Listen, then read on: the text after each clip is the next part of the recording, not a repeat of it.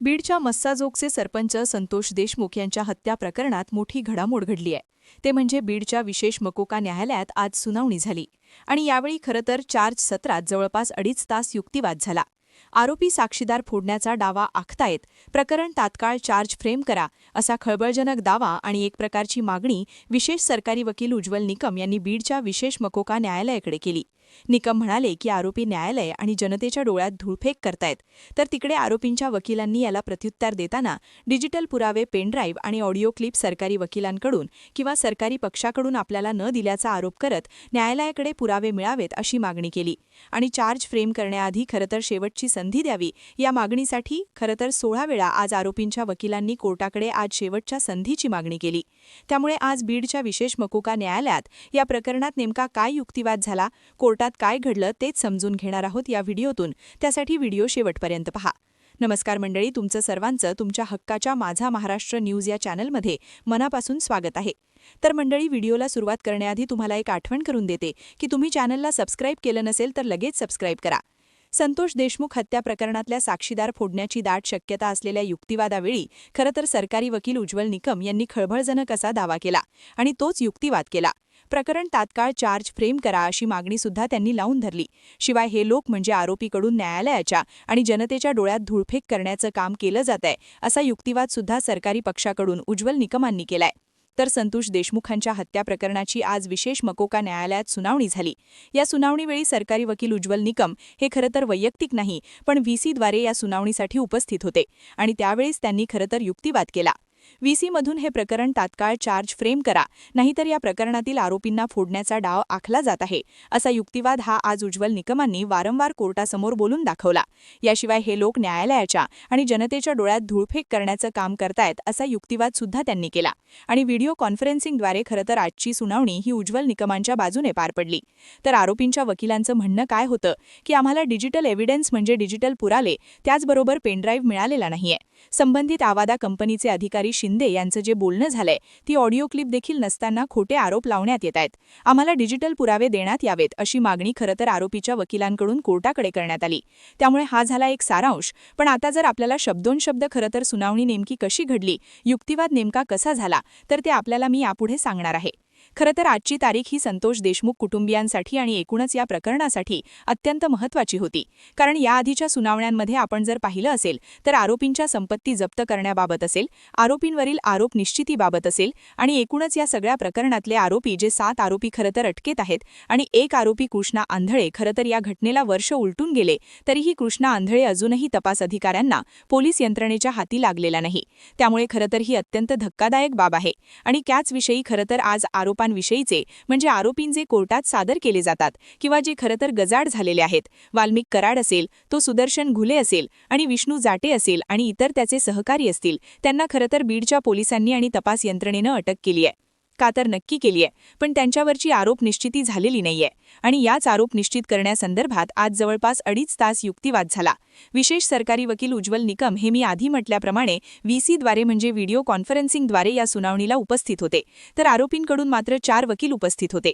आता आपल्याला आरोपींबाबत सांगायचं झालं तर मागील काही दिवसांआधीच मी आपल्याला एका व्हिडिओत म्हणजे संतोष देशमुख आणि वाल्मिक कराड या प्रकरणाची माहिती देत असताना म्हटलं होतं की वाल्मिक कराड आणि इतर आरोपींच्या सुटकेसाठी जवळपास 35 वकिलांची फौज तयार असल्याचा दावा किंवा तसं वक्तव्य हे भाजपचे आष्टीचे आमदार सुरेश धस यांनी केलं होतं आणि त्यामुळे नेमका या आरोपींना एवढा पैसा येतो कुठून असाही सवाल त्यांनी उपस्थित केला होता.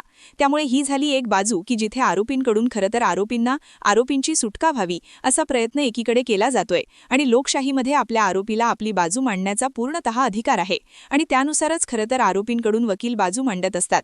वाल्मिक कराडबाबत सांगायचं झालं तर मागील 2 दिवसापूर्वीच खरं तर आरोपी क्रमांक 1 आणि मुख्य सूत्रधार किंवा ज्याचा मास्टर माइंड आहे जो या प्रकरणाचा, तो वाल्मिक कराड आहे आणि त्याला जामीन मिळावा यासाठी प्रयत्न होत आहेत आणि त्याला जामीन मिळणार अशा आशयाची एक ऑडिओ क्लिप व्हायरल झाली होती आणि ती ऑडिओ क्लिपमधली जी एक व्यक्ती आहे ती धनंजय मुंडेशी कनेक्टेड असल्याची किंवा त्यांच्याशी निगडीत असल्याचं बोललं जात होतं.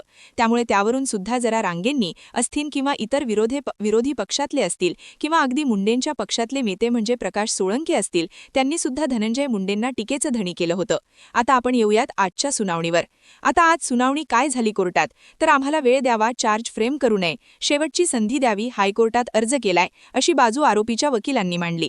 तर दुसऱ्या आरोपीच्या वकील असे म्हटले की असं करता येणार नाही, चार्ज फ्रेम करावा, ही उज्ज्वल निकमांची मागणी होती. तर आमचा हायकोर्टातले अर्ज पेंडिंग आहेत, असं दुसऱ्या एका वकिलांनी म्हटलं. त्यावर कोर्टानं आरोपीच्या वकिलांना विचारणा सुद्धा केली की हायकोर्टात जर तुम्ही अर्ज केला असेल तर कोर्टाची तशी ऑर्डर आहे का, कारण हे आरोपीच्या वकिलांकडून आज वारंवार विशेष मकोका न्यायालयाकडे खरं तर आरोपींवर चार्ज फ्रेम करू नका अशी मागणी करण्यात येत होती. पण त्याला पुरेपूर विरोध किंवा अगदी त्याला सक्त विरोध हा सरकारी पक्षाकडून विशेष सरकारी वकील उज्ज्वल निकम यांच्याकडून केला जात होता. कारण उज्ज्वल निकम हेच म्हणत होते की आरोपीकडून साक्षीदार फोडण्याचा डाव आखला जातोय आणि हे लोक म्हणजे आरोपी हे कोर्टाच्या आणि जनतेच्या डोळ्यात धूळफेक करतायत. त्यामुळे सरकारी पक्ष हा हसण्यात वेळ घालवतोय किंवा तो एक प्रकारे बाजू आपली मांडू देत नाहीये, असा आरोप एकतर आरोपीच्या वकिलांकडून करण्यात आला होता. याशिवाय लॅपटॉपमधील ऑडिओ आणि व्हिडिओ हे नव्यानं तेच पुरावे आहेत, आम्हाला त्याची कॉपी मिळालेली नाही, असं सुद्धा आरोपीच्या वकिलांनी म्हटलंय. त्यामुळे आम्हाला एका दिवसाचा वेळ द्यावा. अगदी शेवटच्या क्षणी ज्यावेळी कोर्ट यांचं ऐकत नाहीये किंवा आपलं ऐकत नाही असं ज्यावेळेस कळलं त्यावेळेस आरोपीच्या वकिलांनी खरं तर एका दिवसाचा वेळ सुद्धा मागितला. कोर्टाला एकीकडे आरोपीच्या वकिलांनी एका दिवसाची वाढीव वेळ मागितली असताना दुसरीकडे उज्ज्वल निकम मात्र आपल्या म्हणण्यावर ठाम होते की चार्ज आरोपींवरचा फ्रेम करा आणि साथीदार फोडण्याची शक्यता आहे. त्यामुळे उज्ज्वल निकमांकडून वारंवार आरोपींच्या डावाविषयी खरं तर आज न्यायालयापुढे युक्तिवाद करण्यात येत होता. यावेळी कोर्टानं सुद्धा आरोपीच्या वकिलांना सांगताना असं स्पष्ट म्हटलं की सर्व डिस्चार्ज अर्ज संपलेले आहेत, त्यामुळे आता चार्ज फ्रेम करावा लागेल. जर पुढची एक तारीख कुठलीही द्यावीत, शेवटचा चान्स आम्हाला द्यावा, असं खरं तर आरोपीच्या वकिलांनी म्हटलं. आम्हाला कॉपी मिळालेली नाही, चार्ज फ्रेम कसा होणार, असं आरोपीच्या दुसऱ्या वकिलांनी म्हटलं. त्यामुळे सरकारी बाजू असेल किंवा आरोपीच्या पक्षाचे जे काही आरोपीच्या बाजूचे वकील आहेत त्यांचं खरं तर म्हणणं आज कोर्टानं ऐकून घेतलं. पण त्यावेळी कोर्टानं हे सुद्धा स्पष्ट केलं की दोन्ही बाजूंच्या पक्षानं म्हणजे संतोष देशमुख कुटुंबियांच्या वतीनं जे विशेष सरकारी वकील उज्ज्वल निकम बाजू मांडतायत ते आणि आरोपींचे वकील असतील त्या आरोपीच्या वकिलांच्या टीमनं खरं तर कोर्टाला सहकार्य केलं पाहिजे. कारण आज वर्ष उलटून गेलं घटनेला, तरीही या प्रकरणातल्या आरोपींवरती आरोप निश्चित झालेले नाहीयेत किंवा त्यांच्यावर चार्ज फ्रेम झालेला नाहीये. म्हणजे ते फक्त अजूनही त्यांच्यावरचे आरोप आहेत, पण चार्ज फ्रेम झाल्याशिवाय त्या पद्धतीनं पुढे सुनावणी होणार नाही. आता यापूर्वी सुनील शिंदेच्या मोबाईलमध्ये असलेले ऑडिओ आणि व्हिडिओ हे पुन्हा लॅपटॉपमध्ये तेच सेम आहेत, असं सुद्धा आरोपीच्या वकिलांनी म्हटलं. म्हणजे त्यांचा युक्तिवाद हा खरं तर आरोपीच्या वकिलांचा जर आपण सांगायचं झालं तर तेच मुद्दे हे वारंवार कोर्टासमोर मांडत होते. म्हणजे 1 तासाच्या युक्तिवादानंतर खरं तर कोर्टानं 1 तासाचा युक्तिवाद ऐकून घेतला आणि त्यानंतर दोन्ही बाजूंच्या वकिलांना लेखी आपलं म्हणणं मांडायला सांगितलं. याशिवाय आरोपीच्या वकिलांना डिस्चार्ज अर्ज वाचण्यासाठी दिला. खरं तर डिस्चार्ज संपले नसते तर आपण चार्ज फ्रेम न करण्यासंदर्भात नक्कीच विचार केला असता, असं सुद्धा कोर्टानं म्हटलंय. त्यामुळे कायदेशीररित्या जेवढे आरोपींच्या सुटकेचा मार्ग होता किंवा पळवाट काढण्याचा मार्ग होता, डिस्चार्ज अर्जांचा मार्ग होता, तो मात्र आता संपलेला आहे. हेच कोर्टानं आज अधोरेखित केलंय. कारण आज वर्ष उलटून गेल्यानंतर चार्ज फ्रेम करण्यासंदर्भात युक्तिवाद होतोय, सुनावणी होतीये. 8 ते 10 दिवसांचा वेळ द्यावा, वाढीव वेळ द्या, अशी पुन्हा एकदा शेवटची विनंती आरोपीच्या वकिलांकडून करण्यात आली. त्यावेळी कोर्टानं हेच म्हटलं की तुम्हाला वेळोवेळी कोर्टानं वेळ दिलेला आहे, त्यामुळे पहिली किंवा शेवटची संधी जी आपण मागत आहात ती मात्र कायदेशीररित्या डिस्चार्ज अर्ज संपल्यामुळे आता कोर्टाला चार्ज फ्रेम करावा लागेल आणि त्यानुसार सुनावणीला सामोरं जावं लागणार आहे.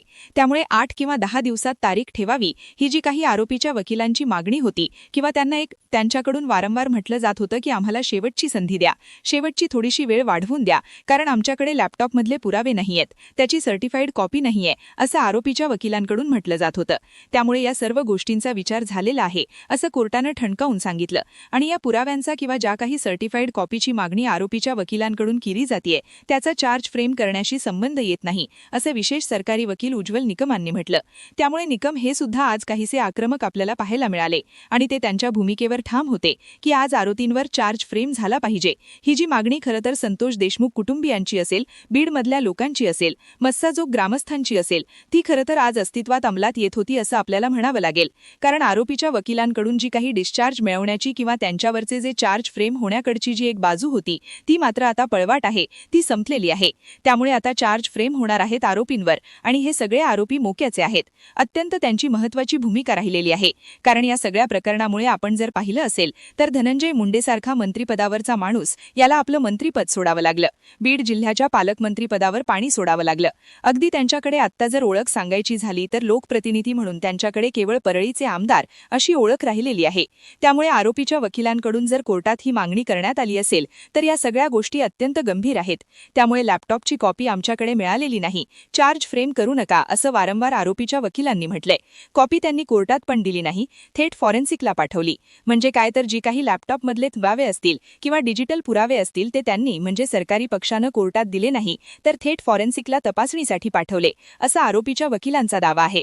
त्यामुळे ती कॉपी आम्हाला आधी पाहू द्या आणि मग लगेच चार्ज फ्रेम करा, अशी सुद्धा एक बाजू आरोपीच्या वकिलांकडून मांडण्यात आली. पण लॅपटॉप फॉरेन्सिककडे आहे, आम्ही ते दाखल करू शकत नाही, ही स्पष्ट भूमिका सरकारी पक्षाकडून मांडण्यात आली. कॉपी नसेल तर युक्तिवादावर परिणाम होईल, चार्ज फ्रेम करू नका असं सुद्धा आरोपीच्या वकिलांकडून म्हणण्यात आलं.